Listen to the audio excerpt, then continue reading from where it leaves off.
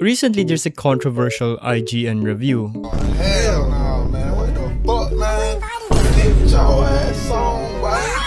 A game called Mixtape, and if you search it up on YouTube, a lot of people are dogpiling on it. While IGN said it's a good game, Alien Isolation, one of the most interesting AI antagonist system that at that time it was released, got a 5.9 out of 10, while Mixtape gets a 10 out of 10. So you're telling me Mixtape is better than Alien Isolation? So being the dumbass of a person I am, I wanted to give the benefit of the doubt for the game Mixtape. I mean, come on, it's not that bad, right? I'm not here to defend Mixtape. I'm here to give it a fair trial since I've seen a lot of people criticizing it without giving it a fair play. I want you to understand that there are games out there that are like movies where there's basically barely any interaction from the player. And a good example is Before You Close Your Eyes. In that game, you literally either click or, if you have a camera, close your eyes to progress. This is important because this means you don't buy and download the game for the gameplay, but for the story and message they want to portray.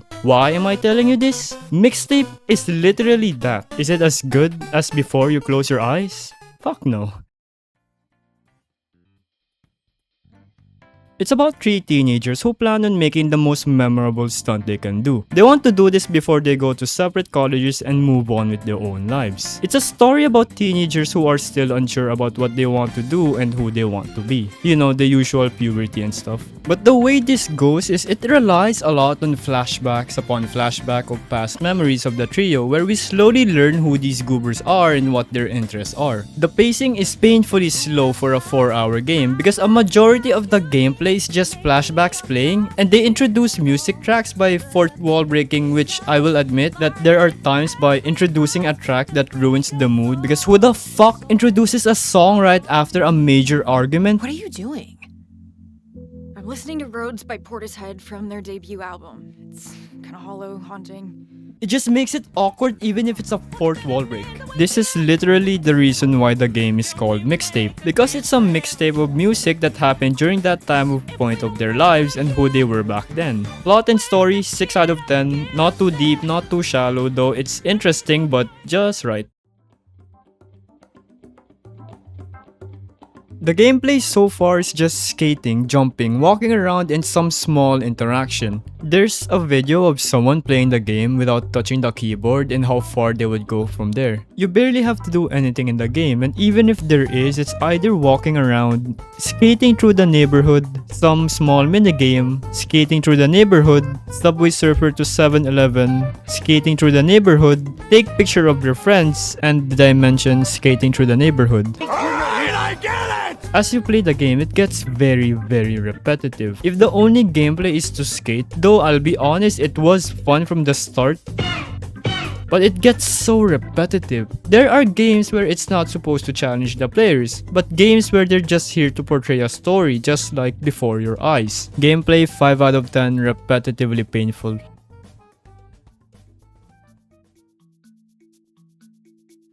The three main characters have their own personality and history. Stacy Rockford, the main character and the one we play, is an infamous troublemaker in their small city. She has a passion for music and making mixtape that fits the mood as time goes on. She basically made the whole mixtape of the game because it's her countdown of her last day in the city to go to New York and become a protege of a famous music advisor. Cassandra Moreno is a model child and student who rebelled due to her parents' strictness. Basically, her parents are helicopter parenting. She joins Stacy and Slater in their escapade of mischievousness and victimless crime. Cassandra, get the fuck out of the way! Think of it as the role model child who's had enough of being controlled and decided that they wanted freedom, and when they got a taste of it, they got addicted and wanted more.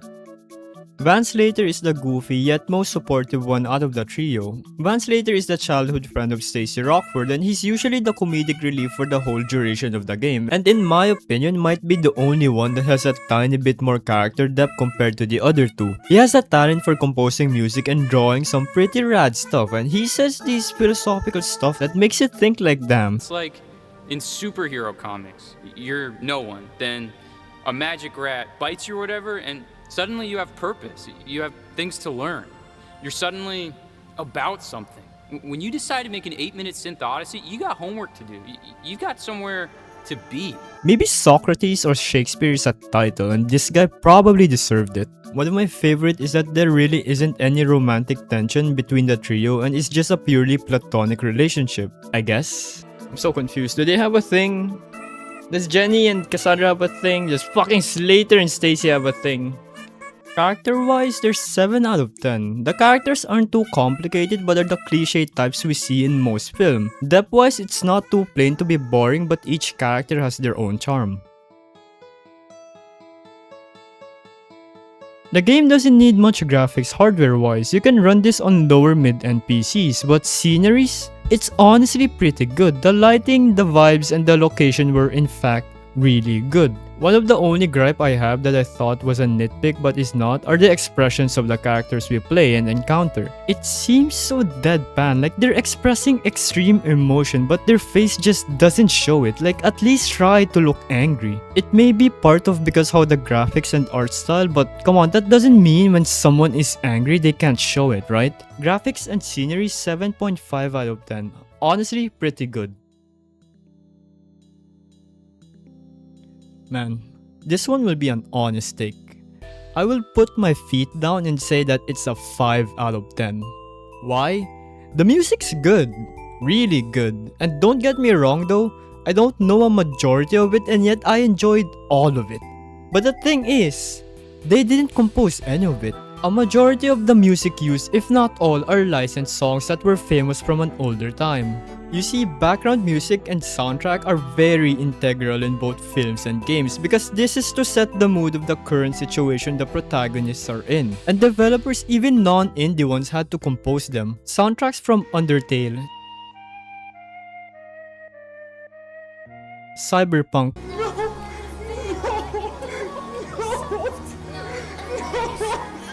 Persona,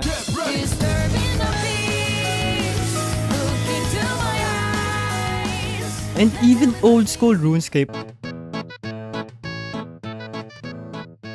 are wildly famous and are even used in some video essays. But Mixtape, they use the advantage of an already well-known song to put in the background, basically taking a huge shortcut. They don't have to struggle to compose a song that fits. They just have to think of a song from the 90s to see what fits. They can do this because they have the funds to license and put already well-known songs in the game. And this is why it's controversial because they didn't have to walk on eggshells or struggle to compose a song. They just decided to pay for an already existing famous one and put it in the game. One of the main selling points of the game is to bring up old memories with the frequent use of old songs to revive a sense of nostalgia. Because of this, it ruins the struggle of composing a song or originality in general because a majority of the music played in the whole game are all licensed songs. There isn't even a streamer mode in the game, so if you streamed it, you literally get DMCA'd instantly. And even if there is a streamer mode, what music would they play? The music is good, it's really good, but it took a huge shortcut of already composed songs. Music-wise, 5 out of 10. It's very good and has significance to the plot and story, but heavily relied on shortcuts on important game developing factors like official soundtracks. It made it difficult for content creators to make a video or stream out of.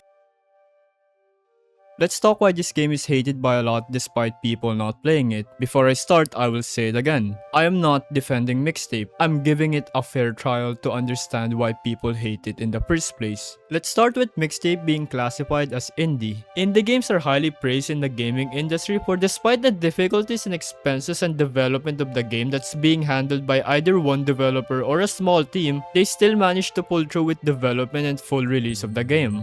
But why did Mixtape get the hate? The thing is, a lot of people didn't see it as an indie game that despite having 12 developers, they were heavily funded by Annapurna Interactive, the publishers of Stray and Outer Wilds. Basically, people hate it because of the funding they receive, which takes away one of the hardships of developing an indie game. To put it simply, it's like a nepo baby that was born with a diamond spoon, called itself a commoner to fit in and state that they also struggled. And that's why it's hated, but the loophole is, it's made by a small team of 12, so by normal standard in paper, as messed up as it is in fact an indie game, I fucking guess. Also, there's this weird rumor that's going around. Some major companies reviewed it a perfect 10 out of 10 were all paid reviews. But that's just a rumor, a gaming rumor, and if the rumor is true, please contact me and I will change my rating. I'm broke as shit and I need a new graphics card. Overall, I would rate the game as 7 out of 10. The game isn't bad, but it's not 10 out of 10 good as well. Honest, the game gets fucking stale so fast, and should you buy it? Honestly, just watch a gameplay video of your favorite streamer playing it or a no commentary one at all. But if you want to experience it, then go ahead. I will warn that in order to complete the whole game, you need to spend 3 to 4 hours playing it. So you can't exactly refund it in Steam that only allows 2 hours of maximum playtime. The hate and controversy overshadows the whole game itself. Do I agree that it should be considered as an indie game? Fuck no, but again, on paper and by standard, it is considered one, so fuck that loophole, I guess. That's my honest review on Mixtape. I do plan on doing more of these on some games, cause why the heck not? Stay cool, stay hydrated, see you in the next video, probably 7 months from now, I'm not sure.